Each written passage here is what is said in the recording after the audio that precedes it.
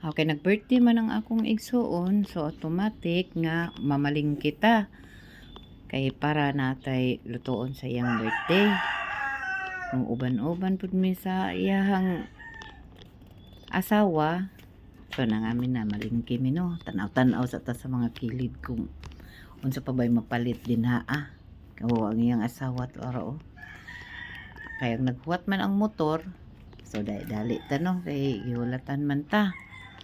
Og nisakay mi dayon mo nang sige larga na ta kay adto mi sa ilahang balay magluto na mi mana diha init pa kayo sus ang naong hagard pajud kay akong naong diha kay sayo kaayo mi na malingki muna diha sige la sakay motor hantod abot mi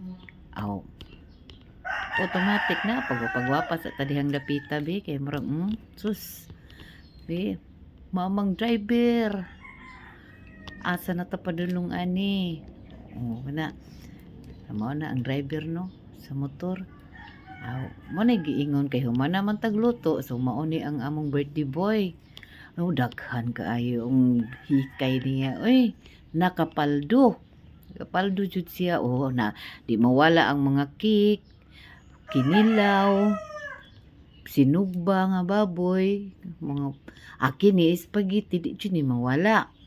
Og isa pa sad ang tagay daghan kay Red Horse naglinya bay. Daghan kaayo haskang lipaya na mo ani So kay magpadulong naman jud mi maligo ani. Mag picture sa mi dayon ani no.